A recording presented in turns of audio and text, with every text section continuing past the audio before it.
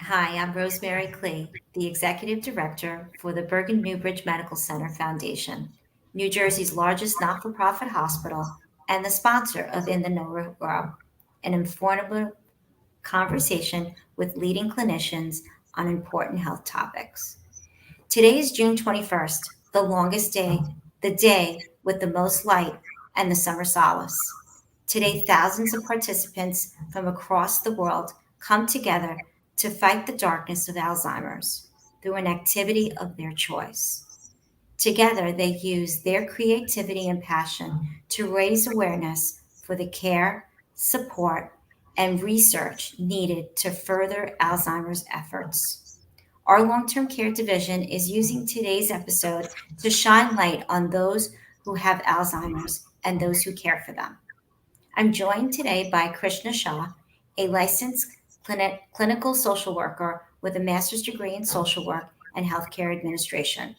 She is the Director of Social Services at Bergen Newbridge Medical Center's Long Term Care Division.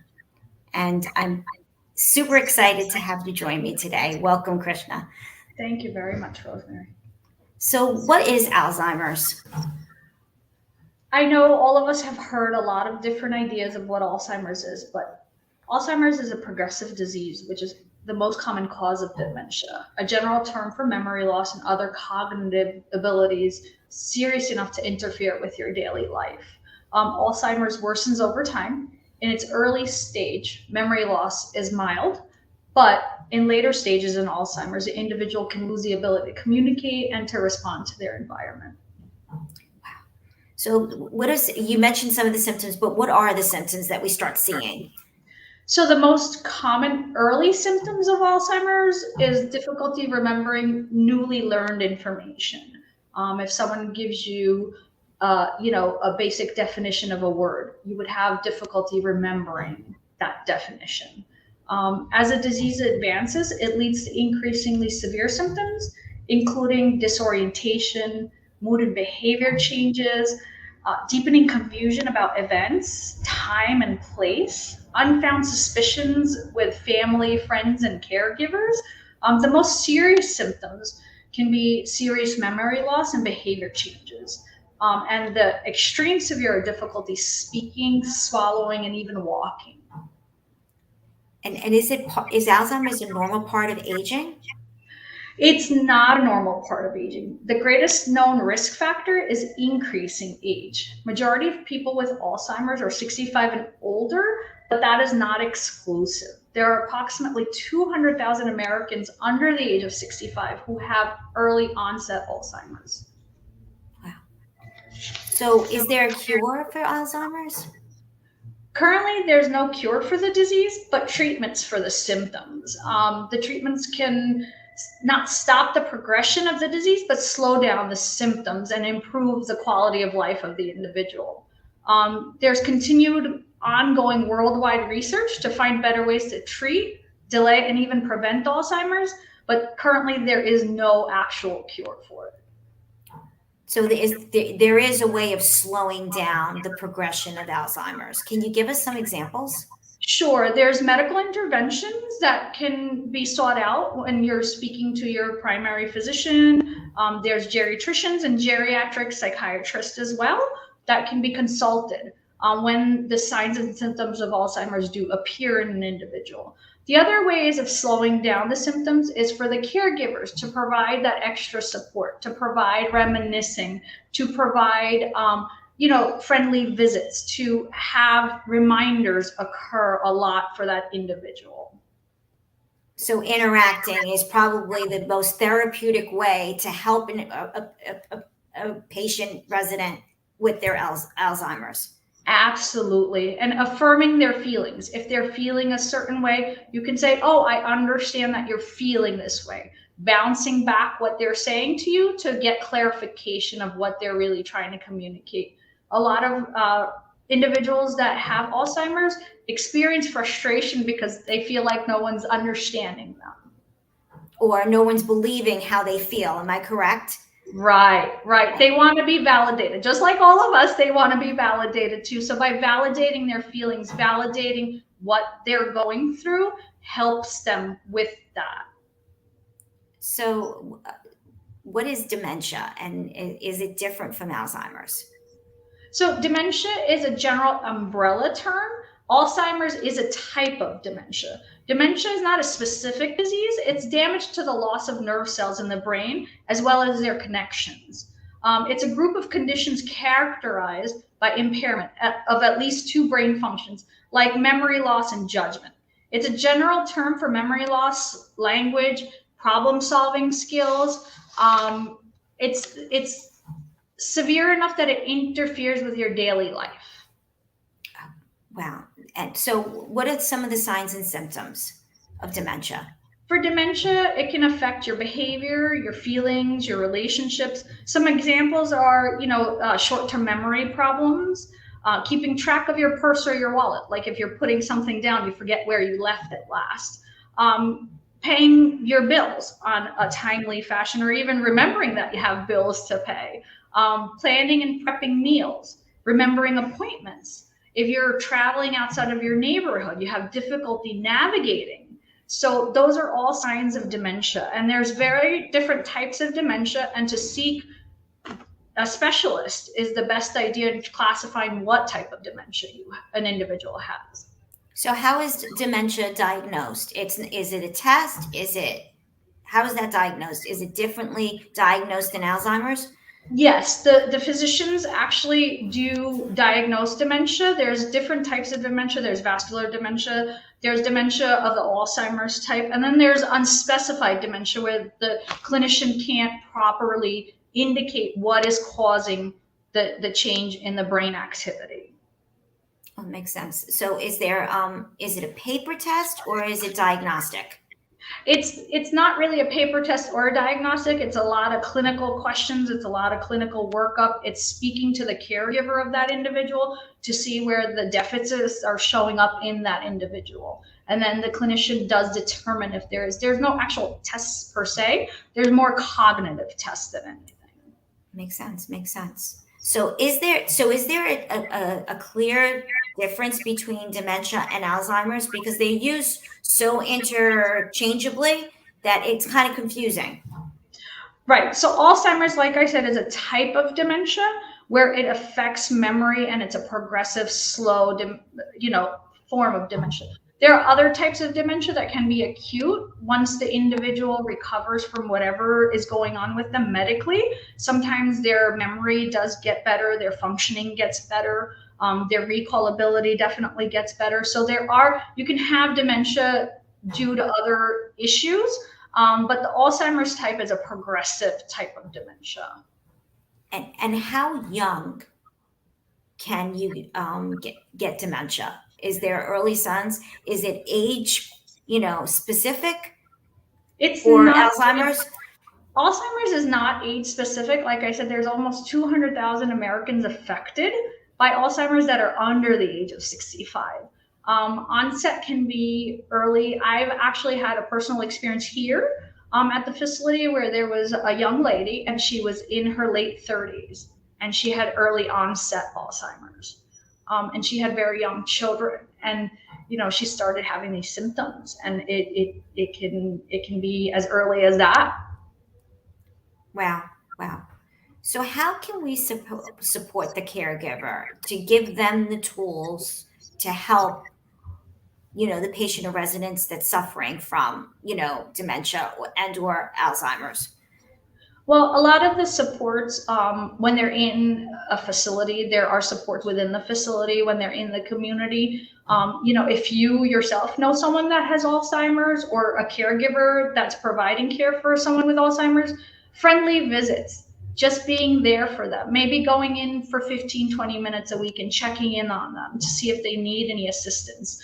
There are support groups that the caregiver can be referred to within the community. Each county has services that can be sought out from the support groups. Alzheimer's Association has websites that you can access to get your local support groups. There are the county board of social services that can provide some assistance. There's respite programs throughout the state of New Jersey that you can look into to get some services for the individual with the Alzheimer's and also the caregiver to give them a little bit of a break. There's a lot of supports in the community.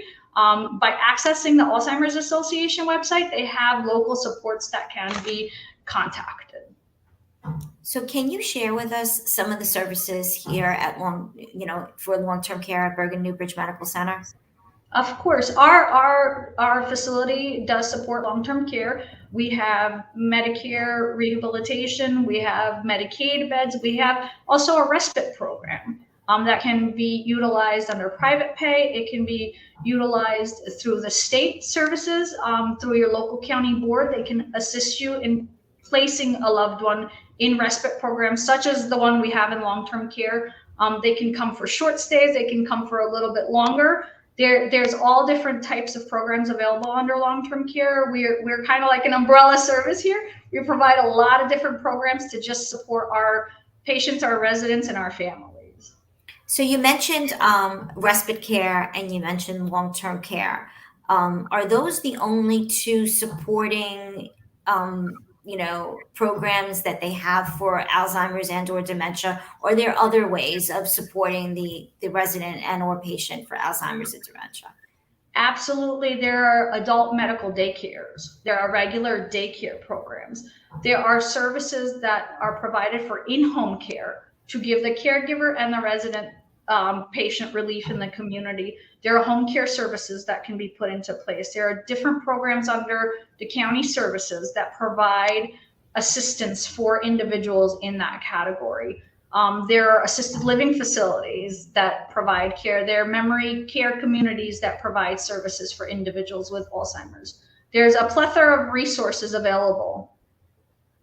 So at any point, is there a program that may not be appropriate for the Alzheimer and or dementia patient? Here at our facility, that's what we do. That's our specialty. We have a lot of programs that are appropriate for them. There are some programs that might not support that, and especially if there's a daycare that doesn't specialize in services for Alzheimer's, they might not be able to predict the behaviors of the resident, and they might not have the proper supports in place. They might not have the appropriate staff that's trained to provide care for individuals with Alzheimer's and dementia. Totally makes sense. And I'm assuming that at some point, even in-home care, they'd have to eventually go to, if they don't have 24-hour, care, that they would eventually need to go to like a long-term care, program. Is that correct? Yes, when you're receiving in-home services, there comes a point where the individual needs or requires that 24-hour care. And of course, there's available services such as ours. That's a long-term care facility that your loved one can be placed in, so that they are provided with that 24-hour care to make sure that they can have that quality of life to the best of our abilities. And then you mentioned something about respite care. Can you tell us just a little bit about what respite care is? Sure. Respite care are a lot of individuals that live out in the community that do come to our facility or facilities like ours that come to stay. It could be for 3 days. It could be for 1 day. It could be for a week. We've had residents stay for 3-4 weeks, depending on what the caregiver is looking for services. Some of our residents on the respite care program come from the County Board of Social Services that approves their respite stay. They fund the stay for them. Some of our residents that come for respite services are private pay individuals that stay for a week if the family needs a break, or if they have medical procedures that they're looking to get, or they just need to be somewhere else and unfortunately aren't able to take their loved one with them. So the respite care program is here. We're here all year round. We provide the 24-hour nursing care. Your medications are bought with you, and we administer the medications based on how you were taking that at home. We monitor all your vitals and everything. We keep a track, and we assign a primary physician for you when you are here. So if there is a need for physicians to come in and examine you, that's also done. The nursing staff is here 24 hours, and they do regular assessments on the residents that first come in, and we take care of them 24 hours a day until you're ready to have them come back home with you. And some of our respite care givers have decided to keep their loved one here for long-term care after the respite care, and that can be also made arranged make arrangements for. So some of the programs that are included here in long-term care, like you said, the nursing piece, right? Dietary, I'm sure that, we tailor that. But what are some of the other programs that we offer to assure that they're getting the best quality of life and continuing on that, not progression of Alzheimer's and dementia that's different from being at home, let's say? Absolutely. Well, we have the nursing, like you mentioned, we have the dietary. We also have our therapeutic recreation programs. They have every daily programs that they run throughout the day, all different types of activities that enhance the quality of life for the resident. They do memory care, they do reminiscing groups, they do socials, they do even lovely parties for our residents that they enjoy very much. And we also have our social workers that provide that support services for them. A lot of our social workers do one-to-one counseling with the residents. Social workers provide that extra support. We've done, multiple different types of activities with the residents. We provide small groups for them as well to have, meaningful interactions with other residents that are here, with other staff that are here. There are various other activities that we provide through our therapeutic recreation program that keeps them stimulated and active. So that's an important takeaway from for this in the Renault row is that we need to keep our Alzheimer's and dementia patients, and for the elderly. I mean, let's be honest. I mean, being reminiscent and keep them active and engaging is a huge, huge factor in lengthening their life, right? Their lifespan. Absolutely. Stimulation is key. We want them stimulated to their maximum capacity. That way they have their brain functioning majority of the day. We want them to be active majority of the day.